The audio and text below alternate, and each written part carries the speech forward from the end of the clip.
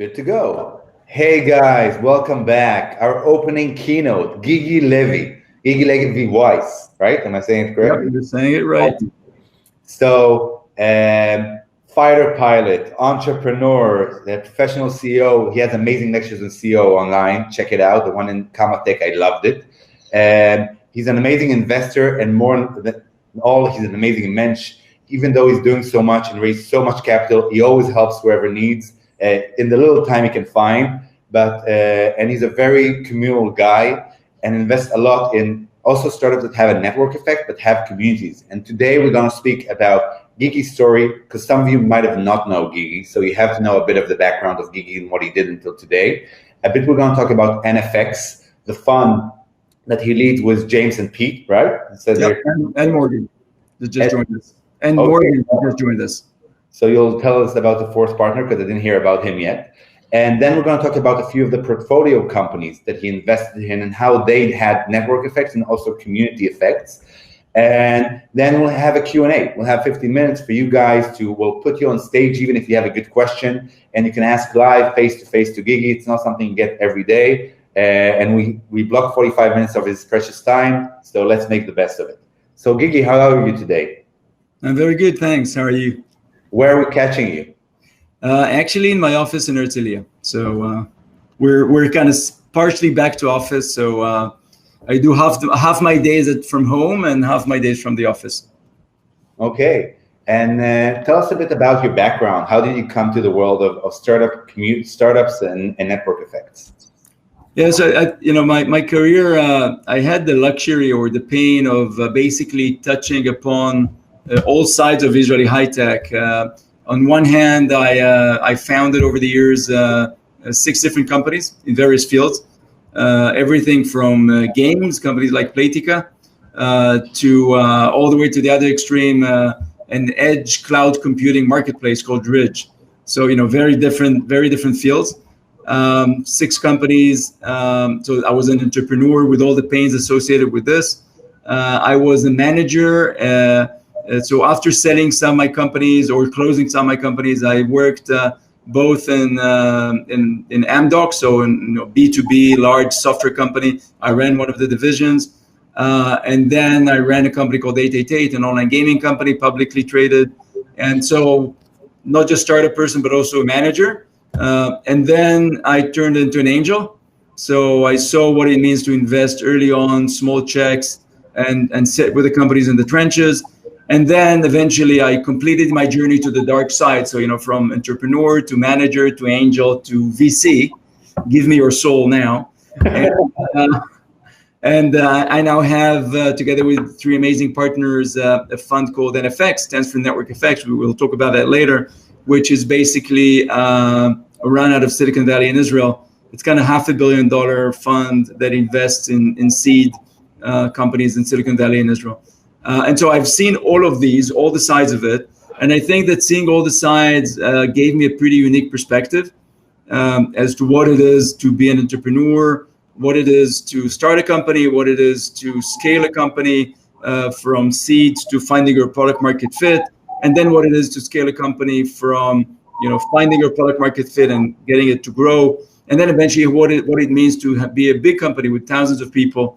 And how do you manage that? And that gives us a pretty unique perspective. Interestingly enough, all my partners have similar experience. We can talk about them. And so we're very like-minded people. We call ourselves, we're a VC by entrepreneurs for entrepreneurs. And that's my background. On top of it, I also, two additional things. I also a little bit get involved with large companies. So I sit on the board of a company called Bertelsmann, which is one of the largest media companies in the world, kind of 130,000 people.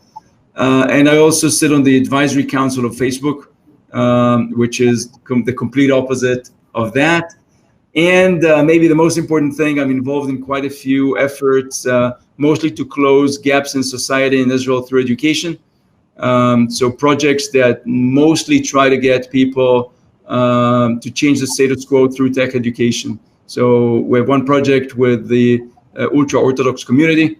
We have another project with the Israeli Arab population. We have another one called MEET, which is Palestinians and Israelis in a youth leadership program. We can talk about all these later, but this is basically taking everything I learned in the tech world and trying to use that and apply that to basically making a difference in our world as well. Man, you blew me away. Like everything I think I know about you, things that are adding on and on and on. And we have, by the way, a roundtable about impact investing tomorrow with people you know, Lish Klal and Alisa Mick from Helsinki, that's opening an impact hub there. Yep. So all those people, it was the Gita community about impact investing.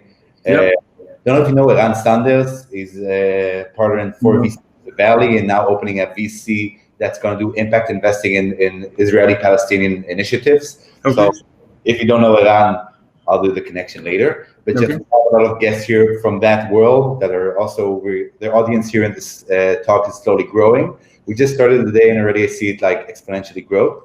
And so about NFX, so it was just more, I think, than, growing into back to the dark side. You went to the dark side and you shedded some light. You shedded some light, and that's what I loved about you guys. You built the guild and you built a place that really helps entrepreneurs understand how it looks from the VC side and like help them pitch. You can today go to NFX and just ask to pitch to you straight and directly. You don't need any mediators anymore. And you have a network inside. But more than that, you created a methodology that helps people understand the defensibilities of network effects and how to build network effects. Can you give us a few words about the methodology you built? We'll try to share a screen maybe. Yeah. So let me try and share my screen. Hopefully it's going to work. Is it working? Are you seeing anything? No, it's the same thing we had before, but what I'll tell you, I'll guide you through it. I had it with Ilana Golan yesterday. You'll have to go, we have all the tech people, and then with the share screen, we always get stuck. So did you go here? Choose a tab. Usually when you choose a specific tab, it works better. And then, or a specific window, and then remember to do share in the end. If it doesn't work, we'll just play it by ear. Didn't work. Yeah, well, it does tell me to share. I click share. Didn't work. Okay. No, so we'll be luckier. We'll manage without it. And so, look, the reality is the following thing. We are as founders, and my partners and I together founded kind of 10 companies that together exited for more than $10 billion. And we try to understand what basically made the difference. We also invested in some of, they invested in some of the Silicon Valley's best companies, early investors in Lyft and DoorDash and many others. And I invested in some of Israel's finest, everything from SimilarWeb and MyHeritage, and Moon Active and Playtika and Plarium and a bunch of others. And we try to understand what creates defensibility in startup, because at the end of the day, what we saw is that there's a huge difference between companies that are good and companies that are really, really defensible.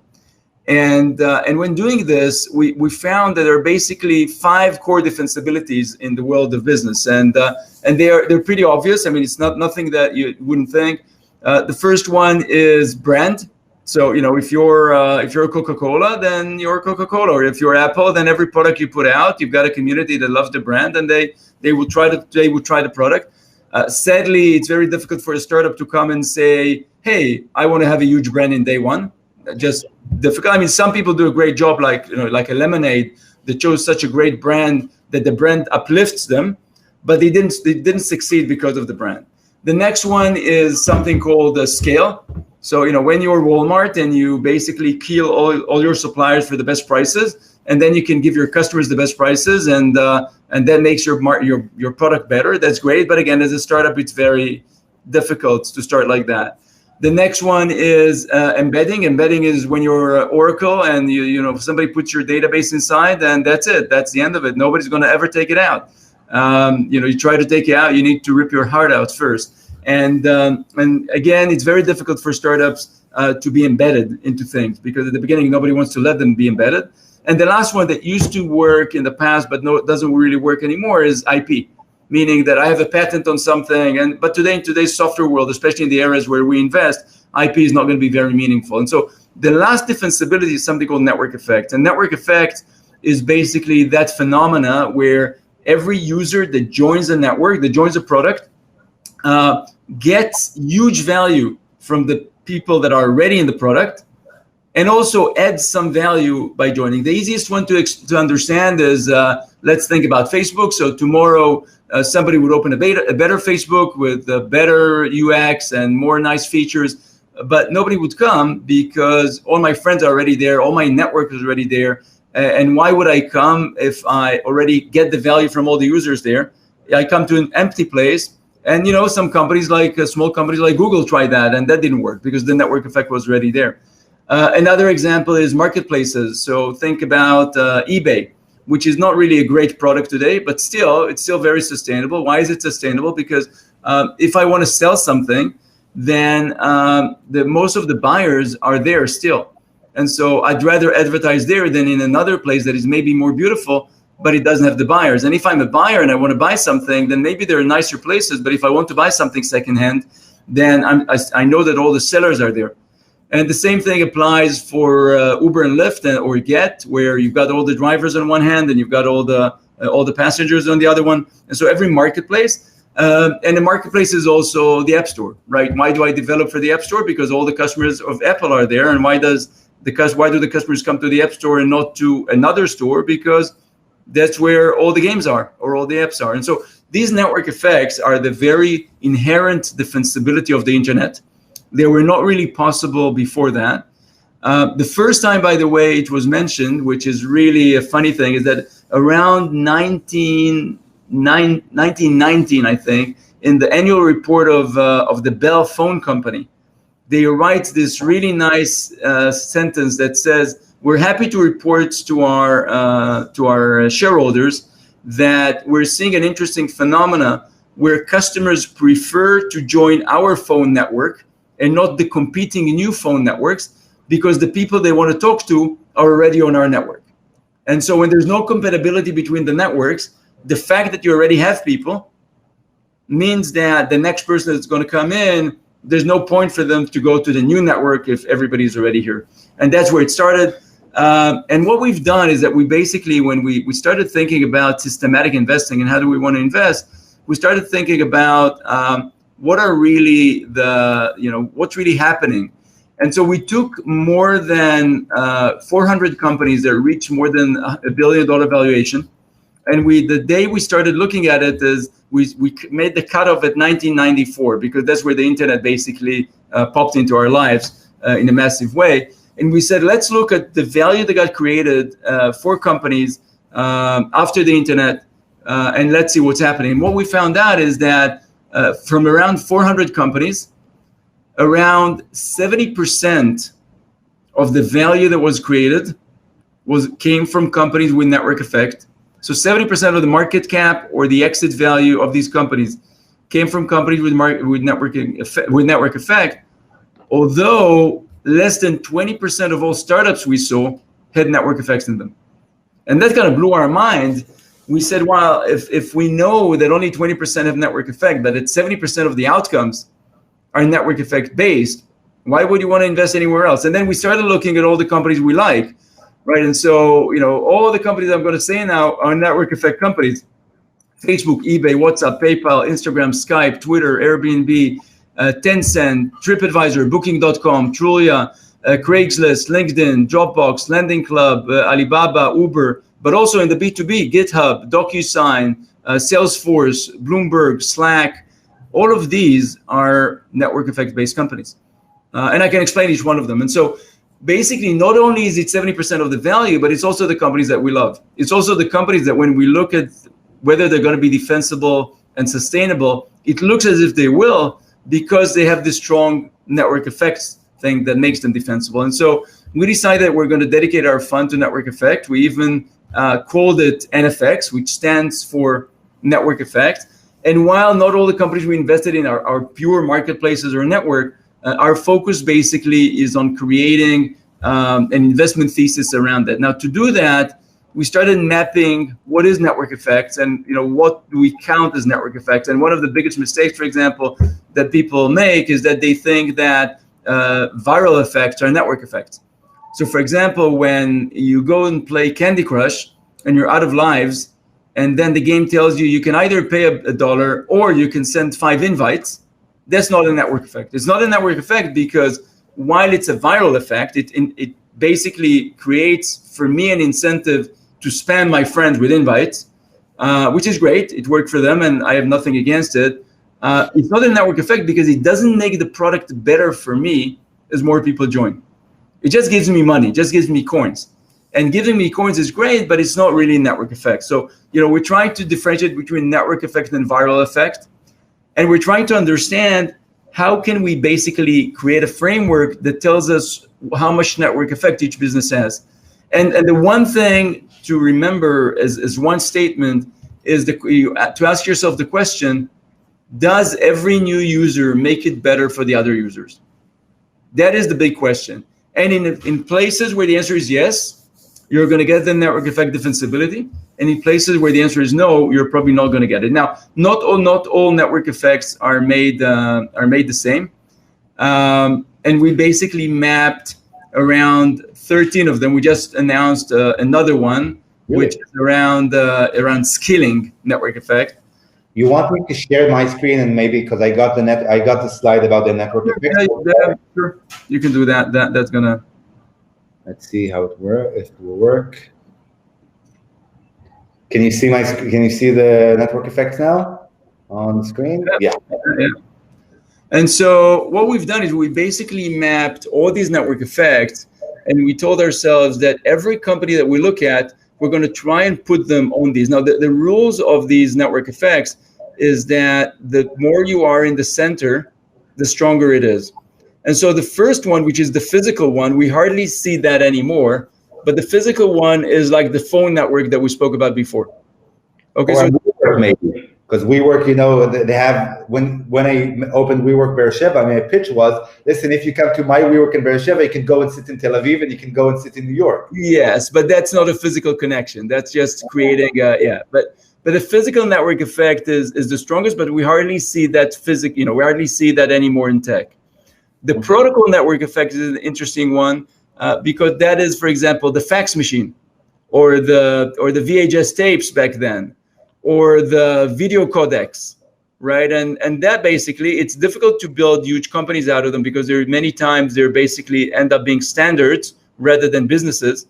But if you want to start tomorrow, and I've seen like 200 of those. I've seen many companies, many Israelis, very smart ones that come and have a better photo compression algorithm, right? They're saying, why do we need to use JPEG? There's something much better than that.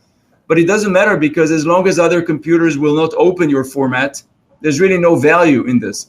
So that's the protocol. The third one is the one where we saw some of the largest exits, which is the personal utility. The personal utility is WhatsApp. It's basically the point where there is a very strong network, and the network is embedded in our everyday life.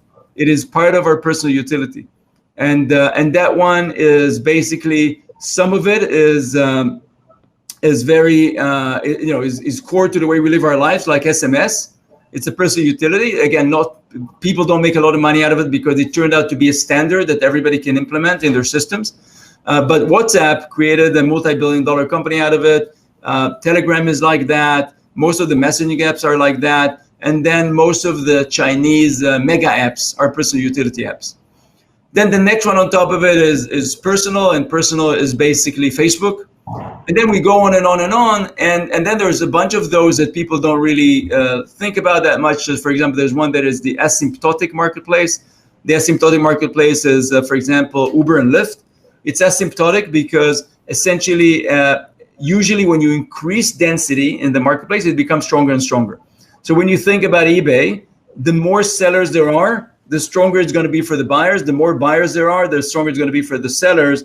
And there's really no end to it, meaning that it's always going to be better for me to have another person selling a product, another person. So there's some diminishing because once I can find 2,000 versions of the jeans I want to buy, then the 2001 may not be as important.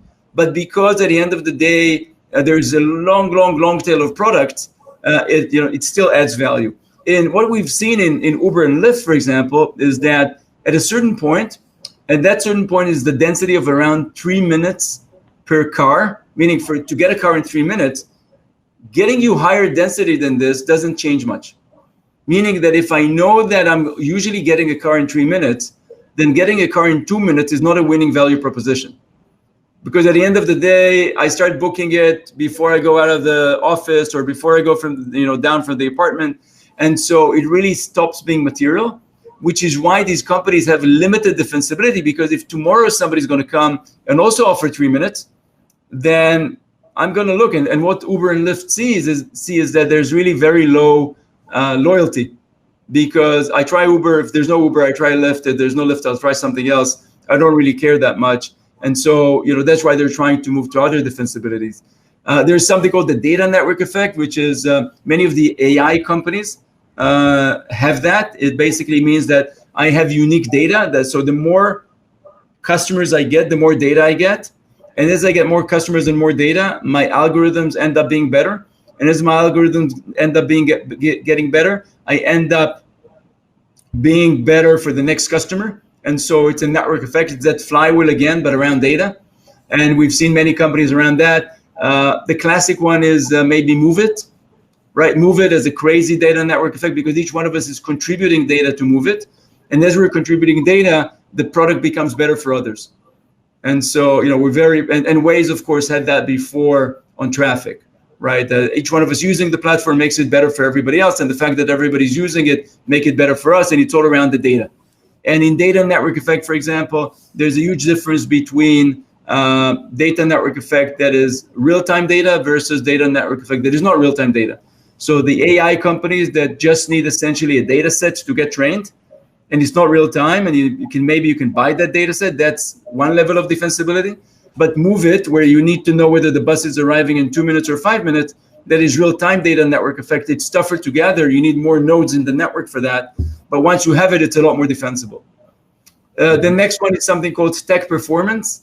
And tech performance basically is, there's not many companies in this field, but Skype used to be one of those, because when I spoke to you over Skype, our code was actually routed through other Skype clients. Amazing. BitTorrent is a tech network effect, because the files are not stored anywhere specifically, and you get it from the network. A company called Hola in Israel that was a peer-to-peer VPN, still is a peer-to-peer VPN, is maybe one of the best examples of tech performance network effect, because basically the more people use the VPN, the more people can now basically get best access anywhere in the network, because they can come out through the IP of other people.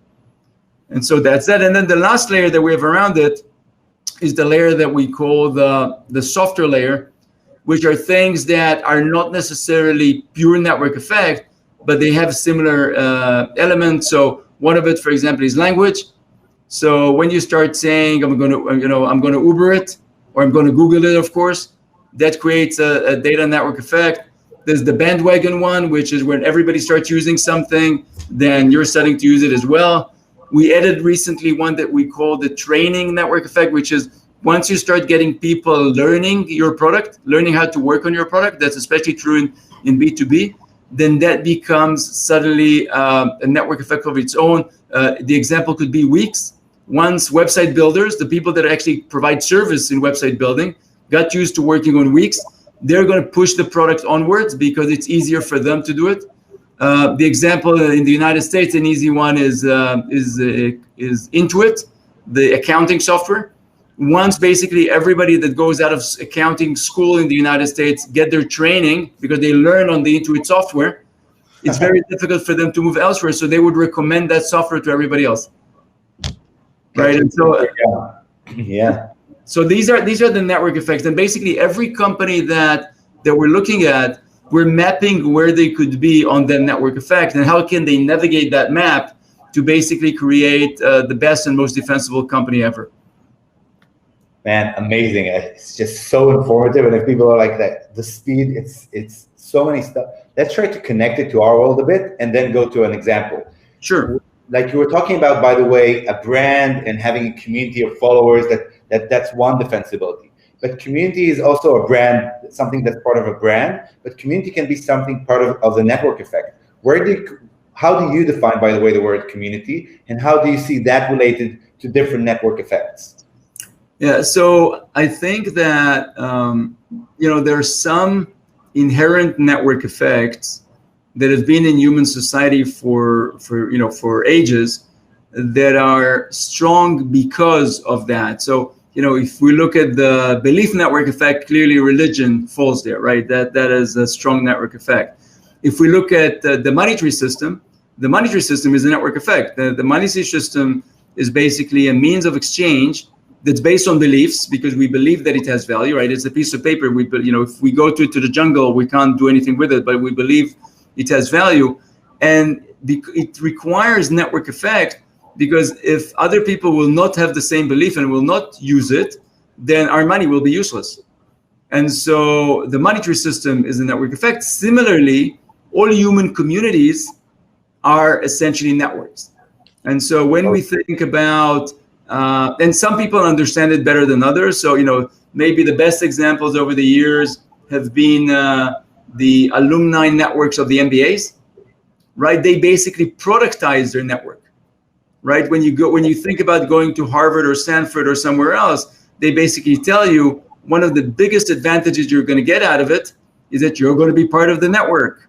And being part of the network basically means is that we allow you into a community, and that community is a community that is going to bring you value. And so community by design is designed as a network effect phenomena. The more people join the community, the stronger it becomes.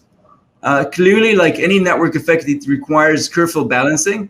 So, one of the biggest problems with network effects is that it requires, gentle handholding of, if it's a marketplace of supply and demand. So you can't have too many drivers with too little passengers, because the drivers will get upset and go. You also can't have too many customers with too little drivers, because the customers will not get a taxi and will not get a car and get upset. So that requires constant balancing of supply and demand. Similarly, you can't have too many video broadcasters on a video broadcasting platform without viewers, because they will, eventually feel that it's useless and they will stop. And you can't have too many viewers with too little content, because they're going to go away. So that's constantly the case. And also in community building, you need to constantly think about how you balance your community, because, on one hand, clearly the Harvard MBA community is great. The HBS community is phenomenal. But you hear people saying, when the community, 25 years ago, when the community was only a few thousand people, it was very strong. And now when you go to the community, it's so many people. And so that the top people in this community get pinged all the time and they stop responding, right? We had similar conversations with, for example, with YC. And in YC, you see that the YC... Y Combinator, right? Just so everybody gets... Y Combinator. Yeah. And Y Combinator used to be an incredibly strong network where everybody that was a Y Combinator alum helped each other. But what happened is then, as companies become Airbnb and Dropbox and so on in this network, nobody wants to talk to the other simple people. Everybody wants to talk to the top people. And so the top people at the beginning, they still remember how the community and the network used to work. So they try to be responsive, but over time it becomes impossible. Everybody just has one request, but there's already thousands of people with just one request. And so communities need to be managed. When you get the community right, it's an amazingly strong tool to basically increase your product's retention and strength with your users. We see it in games. So the game that are the most that have the best retentions are the ones that have clans. Clans are essentially communities, right? So yeah. So you have communities, and the minute you're part of the community, you're dramatically less likely to leave. Like when you look at strategy games, the people that have community that are part of a clan, they will churn around 1/10 those that did not join a clan, because the power of the community and the clan size, which is 50 people usually, that's the perfect community size to create emotional connection and emotional commitment. How did you get to 50? I know the Dumber number. You heard about the Dumber number, the 150 mark? Yeah. So why do you say 50? Because that's the most successful clan features in most games is around 50. Okay. So it was written in Game Inc., in Game Blood. That's how you get the number. At 150, so what happens is that there's a lot of tasks in a game's clan, and at 150, it's more difficult to create that immediate emotional connection that says, if I don't participate, the clan's going to suffer. if there's another 149 people, that's one thing. If there's another 49 people, it's a different thing. So I think what you're saying that the nodes within the communities or larger communities or larger networks should be up to 50. And by the way, when I think about IBN and BNI, you heard about Business Networks International, right? The small communities. So it's a global phenomenon, and all the groups, when I research them, are up to 50 people. So that's actually a great example of the 50 number, which I never used before, but I'm going to use it. So clans needs to be 50. Yeah, in most games they're around that, and the point is that if you manage to put a community element onto your product in a smart manner that's not artificial, that's going to basically create an amazing bump in retention. So let's talk about one of your investments. More interesting because when I went into your website, you have about 200 portfolio companies. How many companies do you guys invest in, more or less? We have a lot of companies. So many of those are before the fund. The fund is 3.5 years old. So many of these are before the fund. But because we're a young fund, we're putting also our personal investment from before. But yeah, it's all together. I think I personally invested probably, before the fund in like 100 companies or something. So crazy. Yeah. So yeah, the portfolio and was blown away. But let's talk about Venn City. It's a physical community. Sounds like such an old school, low tech investment, and you come and put VC money in it. So if you could explain why it's a community, by the way, and it's much larger than 50 people. Give us a few words about Venn City and maybe about that kind of an investment as a VC. Yeah. So first of all, Venn, just to be clear, is not an NFX investment. It's my investment from before NFX. And I've invested in two companies basically that are trying to patch, and I use the word to patch because it's not natural, to patch a community on top of a physical product. These two companies are Venn and Selena. And they're sort of sister companies. There's connection between the two companies. And the reason I invested in both of them is not because I like the real estate element of them. Just for people that don't know, Venn is creating a community on top of essentially apartments in neighborhoods and cities. So it's an operating system for a neighborhood where you basically can rent an apartment, and the renting of the apartment is just good, meaning that there's a good landlord and everything's taken care of and the apartment is up to a certain standard. But really, there's not necessarily nothing unique in the apartment itself. But then on top of the properties, Venn has created a few layers that are community building. The first thing is a layer of shared spaces. So it's a shared close to home workspace where you can come and work. It's a shared music room. It's a shared events room or space. And basically, that's the first layer. The second layer are activities. So content and parties and activities that are basically connecting the people that are members. And the third layer is the layer of actually community building. So it's really helping people or facilitating the connection between the people, thinking that like-minded people will end up being connected in a way that will make leaving Venn much tougher, because it's not about leaving the apartment, it's about leaving the community. And while this has lots of issues, especially after the WeWork changes, everything that needs to raise money for everything that is basically leasing and re-renting real estate, that's more of a problem these days compared to before in terms of funding. And so the company basically moved from doing this long-term into basically partnering with with companies that own a lot of real estate and building this as a layer on top of their real estate to basically reduce the risk of the business. But what we've seen the magic happen, and we've seen that people become a lot less sensitive to everything else when the community element works. So by the way, you talked before, so that's a great example. And as you said, when the community element works, and you gave the amazing example of the YC, of the Y Combinator. And actually online here on the feed, I see Nikki. Nikki is one of the community managers in Mass Challenge, another global huge accelerator program. And Nikki asks, how would you recommend strengthening the point about network effects in a community, so Mass Challenge doesn't become another Y Combinator with like amazing Airbnbs that like are in one status and the other ones don't connect with it, with the smaller ones, and feel they're overwhelmed with it. So how do you balance? Yeah, so I think the key is something that the organization that does that the best is maybe YPO, which is this kind of senior managers, leaders organization, the young president organization, it's called, that has been around for many years. And they basically created that hierarchy of different communities within the same organization. And maybe, I don't know, maybe the Masons had the same thing, because there's a lot of similarities. And basically you've got the big organization where you have basically a system that allows you to connect to the, I don't know, 20,000 members all around the world. And that's like the HBS alumni network. But that is something that you hardly use. The next thing you have the country level.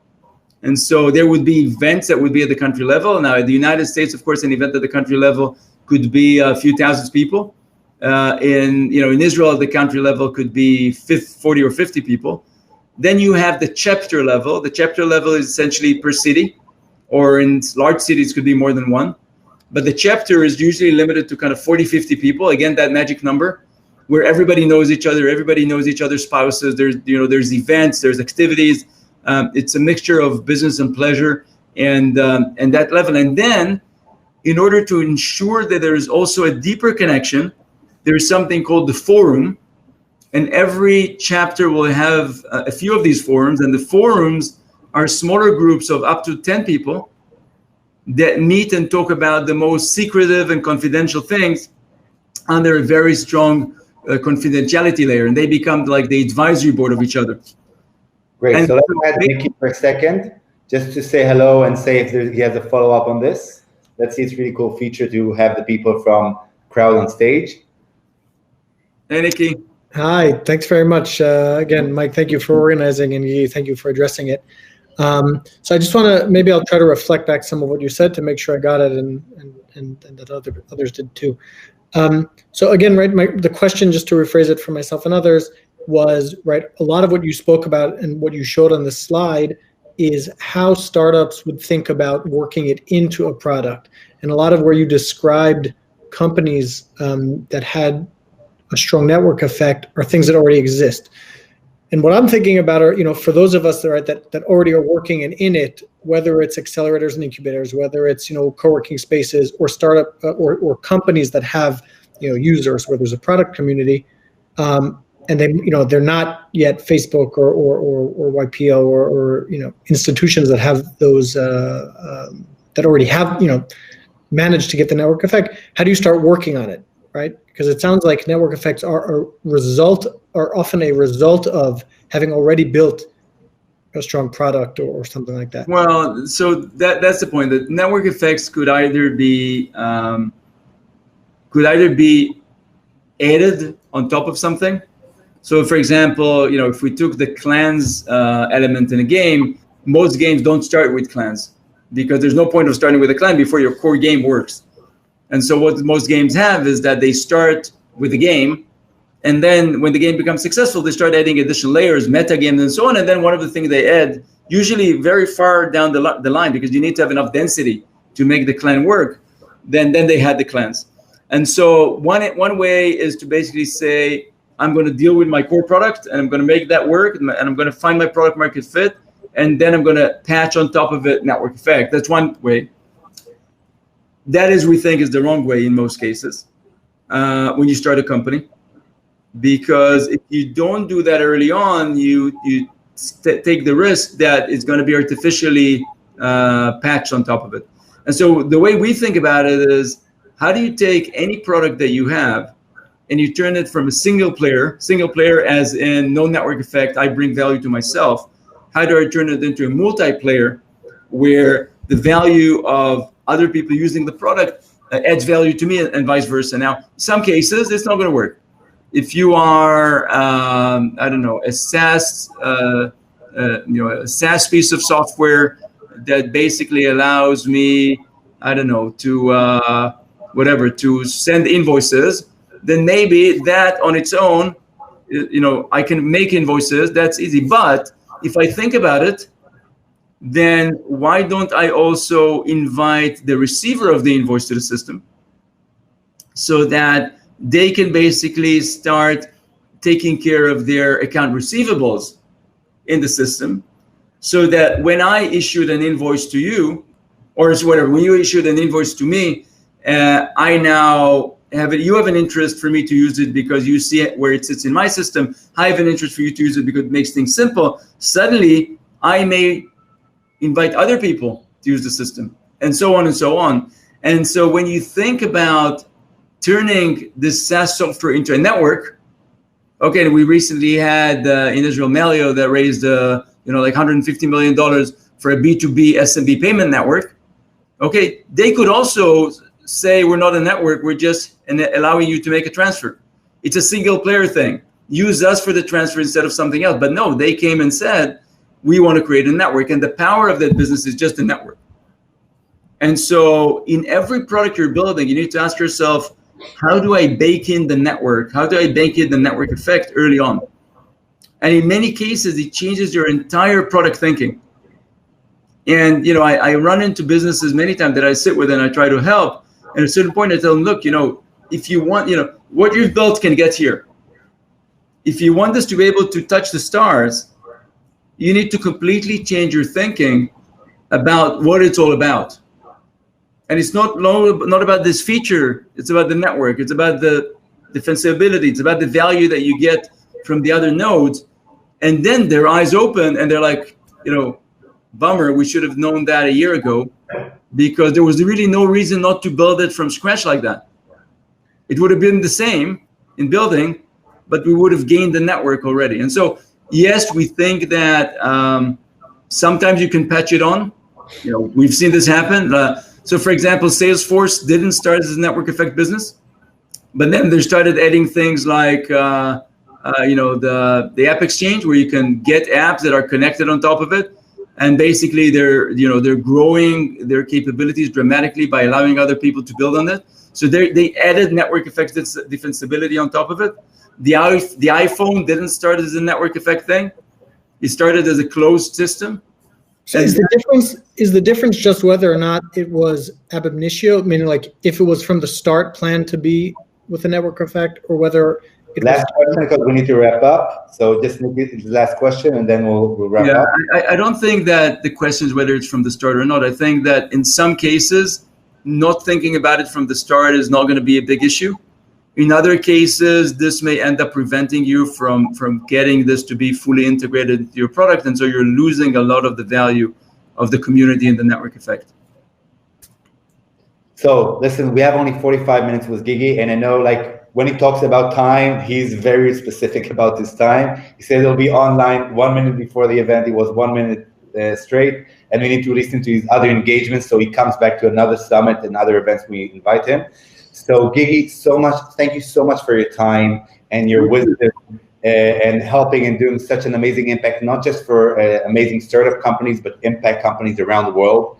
So it's a great thing you're doing, and thank you again for being with us. And anything for closing the session? No, I think that it's great that you guys are thinking about communities. When you think about communities, my recommendation is don't think about them just as a nice thing. Think about how they make your product, whatever it is. It can be an accelerator, it can be a real estate product, but think about how it can be deeply integrated into what you do. Because once you hack that, your community becomes your network effect, your defensibility, and what's going to make you a much better and more loved product. And I want to finish with what you said before about what's a real network effect and what's a viral effect. The idea that in a network effect, that the network helps others. The more people there are in the network, right? Everybody, and that's when I talk about ecosystems, I used to be an ecosystem builder in Beersheba and helping regions like Startup Nation, we do it, and with EAT. It's all about the idea of, we call it communal ecosystems or communal network. The network is the physical or the technical effect. The communal thing is like thinking about how can I help others. And I think like what you said to start, when you think, how can I help 1 billion people or 1 million people, and think about the bigger effect, and not just the product, how it affects a user, but how it affects the network, that's a big difference. And that's a communal way of thinking. So Gigi, thank you so much. You're welcome. We hope to see you again soon, and stick around. See you here later. Bye, man. Bye-bye. Okay, I'm going to end the session now, so bye, guys.